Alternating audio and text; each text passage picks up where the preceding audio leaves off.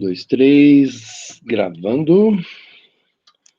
29 de março de 2021, língua portuguesa, PET 1, semana 2, turmas do primeiro A, primeiro B. Sejam bem-vindos, todas e todos. Então, pessoal, hoje eu preparei um formulário, não disponibilizei o formulário ainda, né, porque eu gosto sempre de ter esse papo com vocês, tá? Conforme já falei das outras vezes, essa aula está sendo gravada, vai ser disponibilizado em minutos, lá dentro do próprio formulário. O que eu fiz essa semana, diferente da semana passada? Que também, semana passada foi diferente da primeira semana. Na primeira semana eu fiz um formulário único. Era um formulário único para todas as séries, vocês tinham que assinar lá a alternativa correspondente à sala que vocês estavam. Mas o que aconteceu, gente? Aconteceu que eu tive um monte de situações de alunos que foram parar em sala que não era devida. Então, eu já vou aproveitar para colocar vocês a par de uma situação, né? Quando a gente está usando o formulário específico, que foi o que aconteceu na semana passada, era um formulário para cada sala. Se você pedir o link do formulário de português para o teu colega do primeiro C, você vai entrar na turma errada. Percebe? Então é assim, quando o formulário tem a opção de você escolher a tua sala, ele é único. Quando ele não tem, ele é específico. Se você compartilhar para o teu colega lá do primeiro E, ele vai sair na sala errada. E aconteceu um monte de situação. Eu sei, né, que são as primeiras semanas, não completou nem o primeiro mês ainda, né? Então, tudo isso é possível de ser compreendido, tá? Mas eu vou alertá-los, então. Essa semana, e talvez na semana que vem também, eu vou continuar com o mesmo formato lá da semana do acolhimento. O formulário contém alternativa para vocês marcarem referente à sala, tá? E talvez eu continue assim por mais algumas semanas, tá? Eu pretendo mudar porque quando eu tenho um formulário específico, eu consigo olhar um gráfico, tá? Me mostra um gráfico específico da sala. E isso, para mim, né, para nós professores, é muito importante. Então, vou dar um exemplo aqui das respostas de vocês, como que elas aparecem para mim, né? Já ficou evidente aí que a gente tem bastante controle, né, sobre esses formulários, né? Então, vou pedir para alguém aí confirmar no áudio, se possível. Uma janela, uma guia.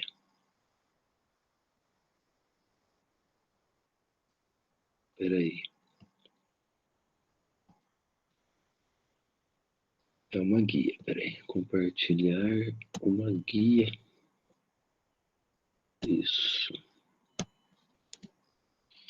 Por favor, alguém, então, me posiciona aí se está transmitindo o formulário da semana passada. Tá. Obrigado. Então, olha aqui, gente, ó, o formulário eu consigo ver que 19 pessoas entregaram respostas. A nossa turma tem 40 alunos, tá? Então, já vai ficando complicado porque o aluno não entrega na semana que é devido, tá? Já está indo para, né, quarta semana, já teve avaliação diagnóstico, aqui, ó. Então, o nome de quem entregou, eu tenho a possibilidade de visualizar todas as respostas individualmente, tá? Um gráfico comparativo de quem mandou resposta igual ou parecida. Então, o formulário, inclusive, isso aqui que eu queria mostrar, né? Que eu achei, né, que a atividade foi bem compreendida. Todo mundo aqui, a grande maioria, né, deixou aqui um recadinho de que a atividade foi bacana. Então, a partir disso, eu vou preparando as próximas atividades, as próximas semanas, né?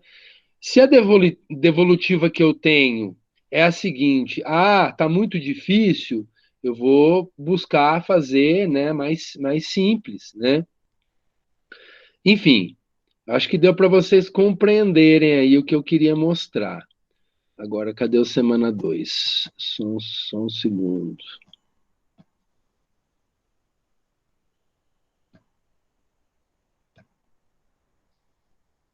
Não, não é esse. É esse aqui, ó. Como é que ele chama? Ah, por isso é semana 2.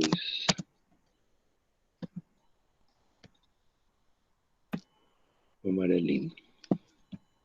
Só um segundo, minha gente. Estamos acertando aqui. Já compreendi onde que está o formulário. São muitos, né? Na realidade, são muitas turmas. Então, nós estamos visualizando o formulário de hoje, tá? Conforme eu falei, agora voltou a alternativa da sala, ou seja, ele é um formulário em que as respostas vão sair, né, de todas as turmas aqui numa única planilha, tá? Tem aqui uma orientação de aula, que eu já achei pronta, então não quis entrar nesses méritos. E nem vou entrar na leitura do texto da Cecília Meirelles, muito menos na compreensão, porque aquele vídeo ali em cima já orienta a fazer isso, tá?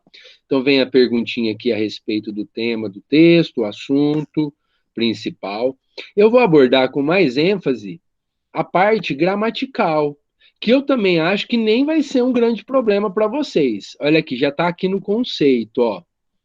Recapitulando, né? Então essa unidade, esse PET, vai retomar um assunto lá do ensino fundamental, que foi as preposições. Alguém falou alguma coisa? Essa semana 2, só um minuto que eu preciso ver aqui. Justamente, ninguém respondeu a semana 2. Eu não liberei ela ainda, gente. Eu estou explicando como é que faz, tá bom? Aguenta a mão aí. A semana 2 ele é inédito, tá? Ninguém entrou em contato ainda. Eu vou liberar daqui a pouco no grupo, tá?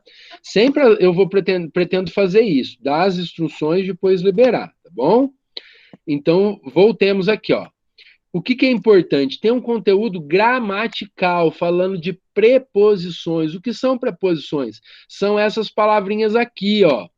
A, ante, até, após, com, contra, desde, em, entre, e assim por diante, tá? Essas vocês vão localizar, é localização de informação específica, gente. Então nem vou perder muito tempo nisso também, tá? Agora o 3. O 3 é interessantíssimo, porque eu tenho a mesma frase, né? Agora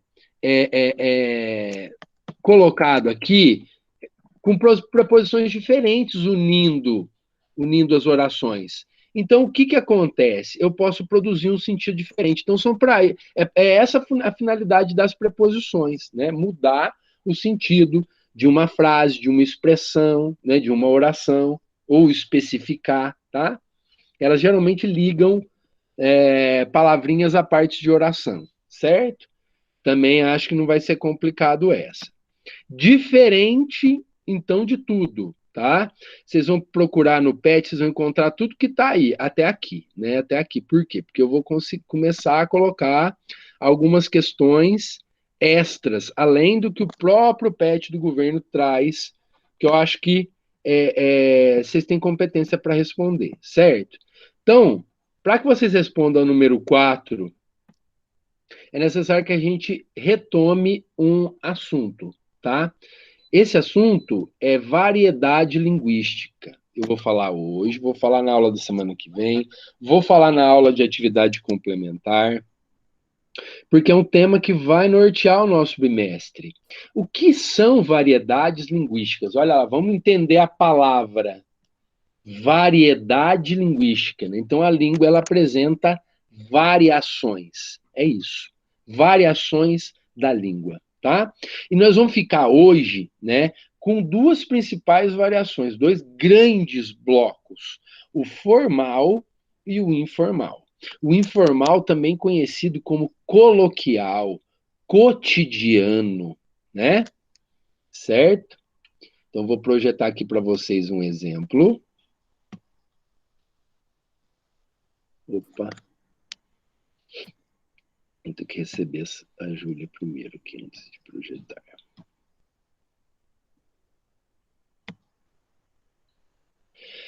Bom, me informe, por favor, se vocês estão conseguindo visualizar a tela. Sim. Muito Sim. obrigado. Sigamos adiante, então. Olha lá. Diferenças de linguagem, variação linguística. Dois planos, ó. Formal, informal. Formal, que tem uma forma, regras, gramáticas, né? Tem um estudo. Informal, já vai para um outro lado, muitas vezes provido de regra, baseado no cotidiano. Pessoal, todas as vezes que vocês escrevem no chat e eu estou nesse modo de exibição, não consigo ver. Então, eu preciso voltar lá para visualizar. Oi, Júlia, seja bem-vinda. Depois você vai conseguir assistir essa gravação, tá? Se você perdeu alguma coisa no começo. Então, olha aqui, gente, eu tenho o primeiro exemplo de uma situação de comunicação linguística em que nós temos essas duas variedades sendo usadas, o formal e o informal, tá? O informal ficou visível que é a moça que usa, e o formal, o rapaz, né? Então, olha lá. Falo fluentemente inglês, espanhol, francês, russo, italiano e alemão. E o português? Aí varia, né? Então, o que, que nós temos aqui? Uma situação de comunicação, possivelmente é uma entrevista de emprego, né? O que a gente espera que aconteça numa entrevista de emprego? Que Ô, a professor, pessoa... Oi? Quer falar? Quer falar? Alguém quer falar? o que significa vareia? Ela usou uma variante do português informal, né? O vareia, formalmente, deveria ser escrito como varia, você entendeu? Hum, Lembra que entendi. a minha avó, por exemplo, ela falava vassoura, você já escutou isso? Ah, não. Não? A minha avó, ela Não, não falava sei. vassoura, né? Hum, Então, existem o papel. Então, você escutou alguém falar papel? eu falo. Então, presta atenção. Nós temos, esse já é um exemplo, essa situação aí que você exemplificou, ela já é um exemplo de linguagem formal. Qual que é o formal? Papel. Qual que é o informal? Papel. Papai. Percebe? No formal, a gente teria que dizer, nós vamos à escola. No informal, geralmente, o que que a gente escuta? A gente vai à escola, usa o agente. Então, você conseguiu perceber que a língua ela varia para situações linguísticas. Depende, muitas vezes, dos interlocutores, quem que está falando com quem. Deu para entender isso até aqui, gente? Entendi. Naquela situação que eu exemplifiquei, se a moça foi para uma entrevista de emprego, a gente espera que a moça use a variedade formal para mostrar que ela tem domínio da língua portuguesa. Agora, quando eu vou lá, aqui perto da minha casa tem um senhor que tem uma horta, eu chego lá para comprar alface. Você sabe o que ele vende para mim? Um Hum. alface. Ah, é, eu falo isso aí. Percebe? Não é a Aham. mesma coisa? É, quase a mesma coisa. A mensagem não foi transmitida? Sim, Quando minha avó falava, fi, pega a vassoura, eu sabia o que ela queria dizer. Você entendeu? que é vassoura. Exato. São variedades. Por que, que a minha avó Aham. falava vassoura? Tem um conjunto de situações que levou ela a usar essa variante. Você imagina qual que seja, Júlio? É o Júlio que está falando comigo, né? Aham. Você imagina qual que seja? É. Ah, eu acho que sim. O principal fator foi o fato da minha avó nunca ter ido para a escola. Então ela não conhecia a variante formal. Então ela Não usava, conhecia?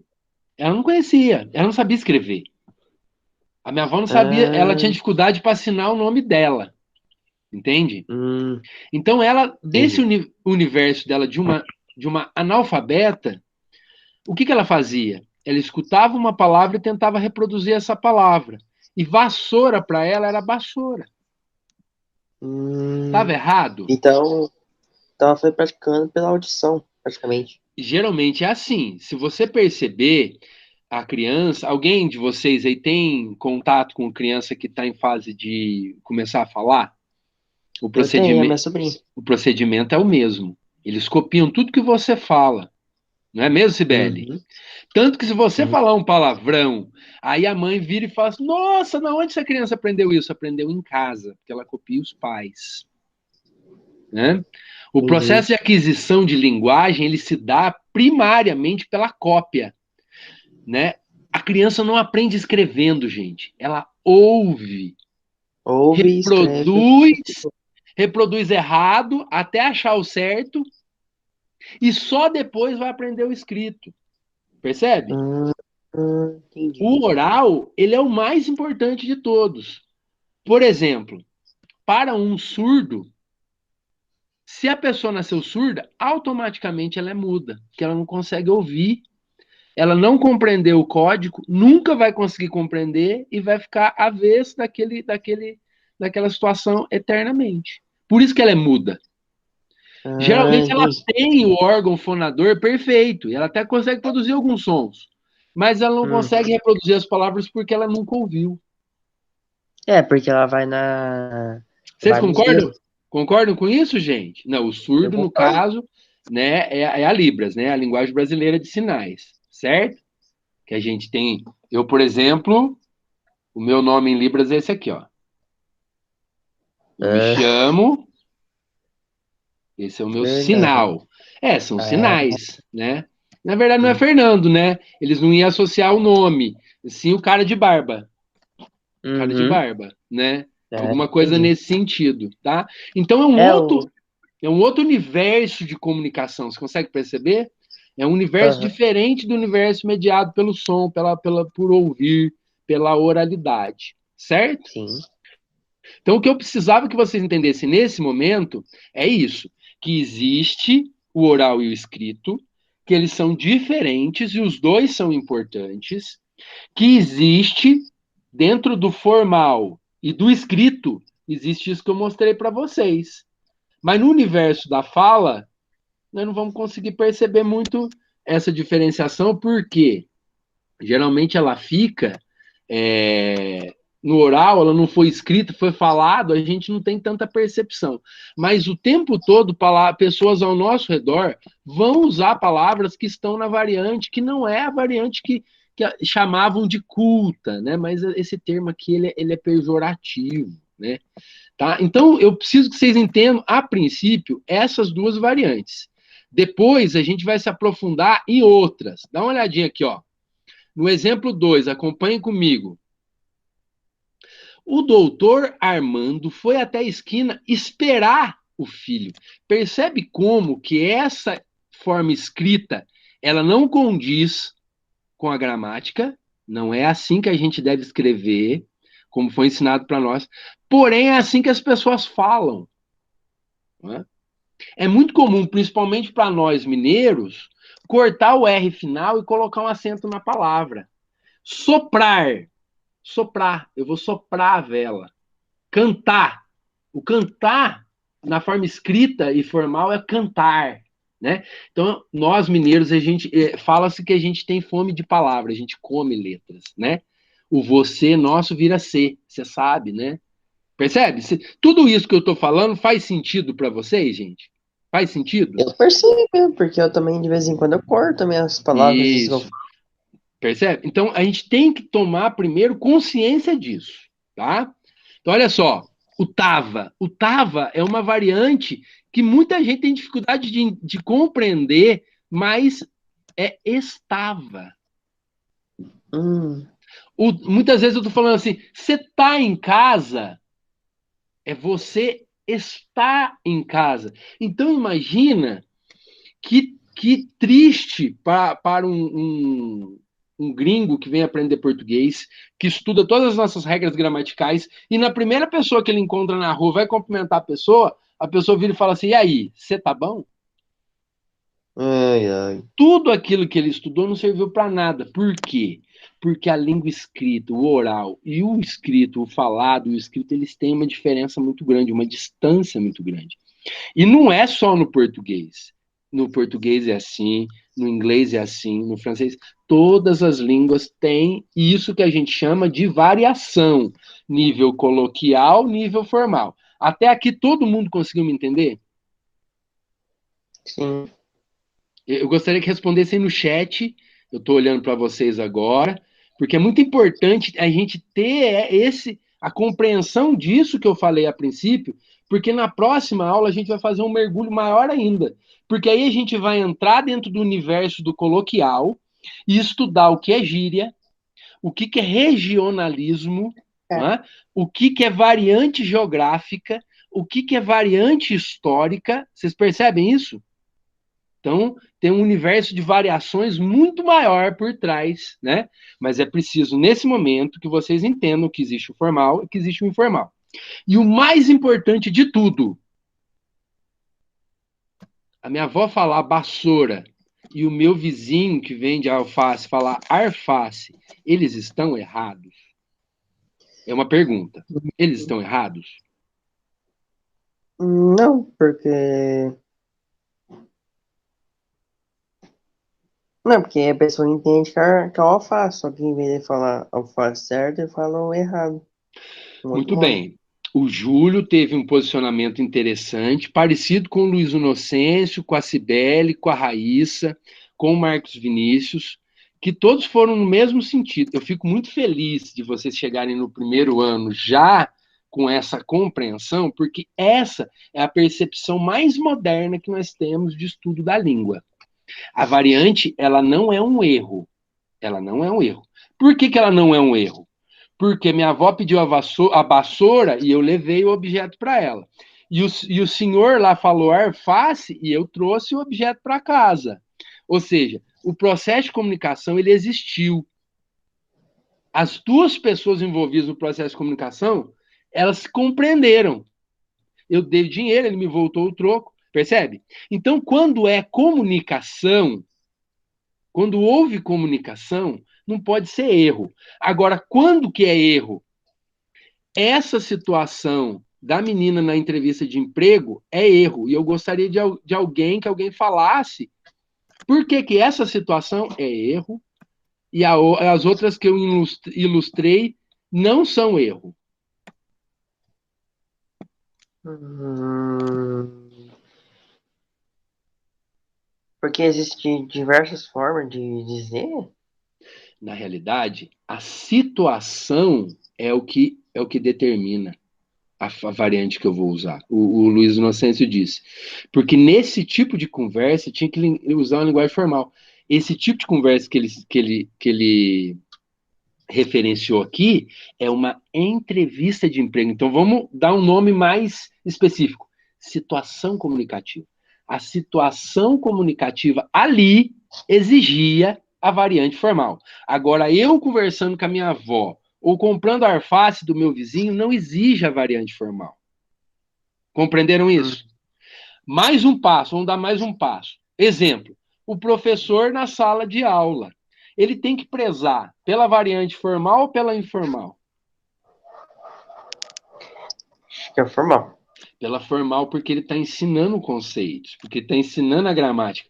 Porém, ele não pode, de maneira nenhuma, desconsiderar a informal, porque é essa que a gente usa 90% do nosso dia. E 10% do formal. O formal, ele é em situações muito específicas. É o advogado e o juiz conversando na hora que eles estão, né? De repente, um grupo de estudiosos da língua. É o aluno na sala de aula fazendo exercício de gramática. Então, são situações pontuais. O restante, 90% do nosso dia, a gente usa a variedade informal. Acabei de usar o agente, né? Tá Nós aí, agora tem que utilizamos falar. a variedade formal, percebe? Mas eu estou mostrando para vocês, né, que a situação não permite e eu voltei atrás e retifiquei o que eu disse, tá?